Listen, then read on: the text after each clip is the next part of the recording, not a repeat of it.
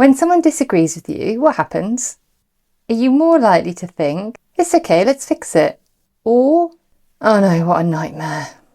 And if that escalates, what are you most likely to do? Are you likely to go into problem solving, peacemaking, panic? Or maybe something about you says, you know what? I'm just going to push that little bit harder to get what I need and what I want. So I have a question for you. Do you think you're good at conflict? Do you think conflict is a skill that you have? And what does being good at conflict even mean? Today's video is all about conflict. And there are 3 key things that you will come away with today.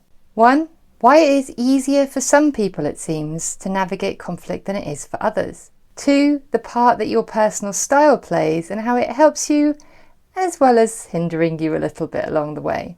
And 3, what I think being good at conflict is really about.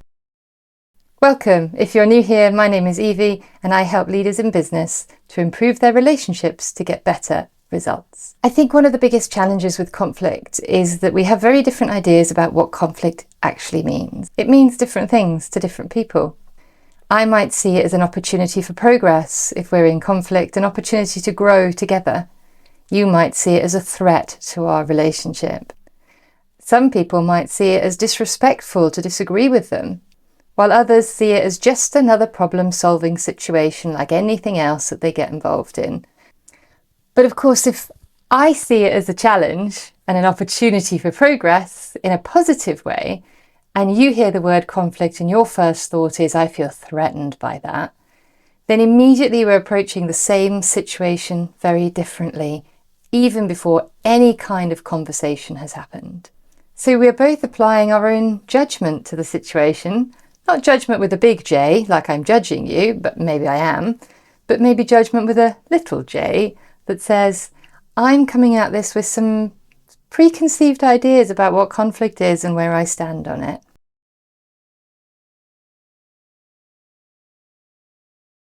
The way I see it is that if we all bring a slightly different judgment, viewpoint, or experience to a conflict situation, then our responses will be different. And the better we understand the different types of approaches that people have with conflict or to conflict, the more likely we can try and meet them somewhere in a way that is positive. A really great model that I've come across is the Thomas-Kilmann model. Thomas-Kilmann talks about 5 different styles. They balance between how much assertiveness and how much cooperativeness someone is employing in a conflict situation. So I'm going to put the model up on the screen and talk you through what some of it means. You'll see there's an x-axis that has cooperativeness on it, and there's a y-axis that has assertiveness on it. If somebody is operating in high assertiveness and low cooperativeness, then they're likely to be competing in their style. Alternatively, if somebody is high in cooperativeness but low in assertiveness, then they would be considered to be accommodating. There are 5 styles in total: competing, avoiding, compromising, accommodating, and collaborating. It can be tempting, it can be very tempting to assume that one of these is better than the others, and I have seen people wade in and assume that what you should aim for is one particular style. Different people will give you a different answer as to which one. My view on this is that they have their place and their time, and there will be a reason that you go to the one that you go to, and there will be advantages and disadvantages of the choices that you make. The advantages of avoiding, for example, is that it's seen as quite diplomatic, whereas the advantage of competing is it speeds things up. Collaborative gives you more creative solutions. Accommodating can show a real level of goodwill that might carry you for future conflict if it arises again. And compromising might really work for you when you know your values are not aligned, but you do want to move things along. If you'd like to know a bit more about what your style is or which one you tend to lean to, I'll put some notes in my description on my channel so that you can get a 1-page and have a bit of a read through. But it's a well-known model and you can stick it into the internet and loads of useful things will come out for you.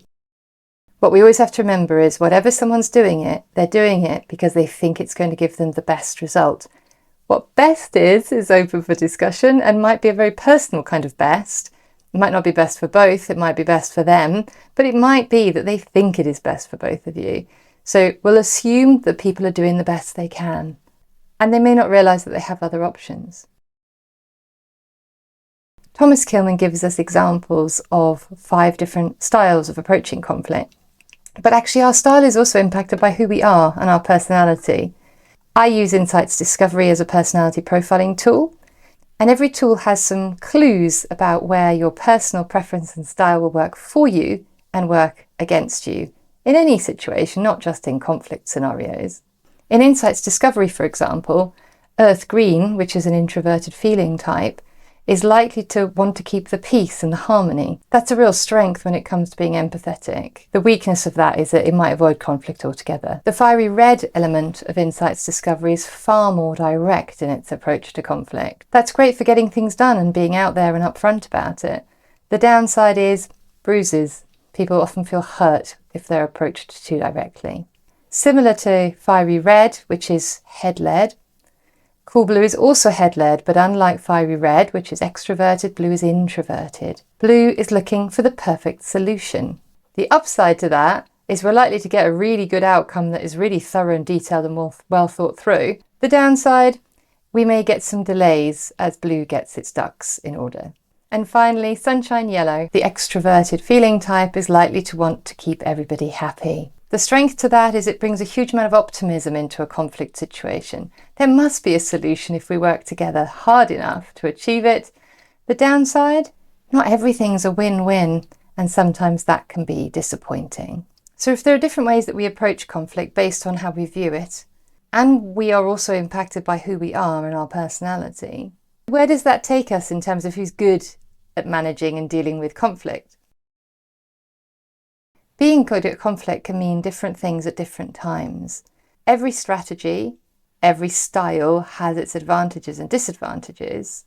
I think the challenge really is how to get in and out of conflict with your integrity, your dignity intact, and ideally the relationship still intact. Because in every relationship, there isn't just you and the other person, there is also us, the combination of you and the other person. And that relationship, that us element still has to be intact when you finish the encounter. And at different times in different conflicts, that might mean a different one of the Thomas-Kilmann approaches and leaning into a different personality type or style. So I guess the answer is the people who are really good at it are the ones who are adaptable and who can have access to different types of options and different styles depending on what is needed. And that means learning all the different things that happen in different styles and in different personality preferences. And that means learning different ways to do things in order to give you the choices. In my work, in everything I do with teams and with individuals, the question I always ask is, how can I get this to work without giving up on who I am? So you want to be authentic, but you also want a good result. And the best way to do that is to give yourself choices. I'd love to know your personal preferences when it comes to conflict. Is it more about personality? Is it one of the Kilmann styles? Or have you got your own special style that you use to approach conflict? And how does it work for you? So feel free to add that into the comments. And if I can be of any other help to you, please get in touch.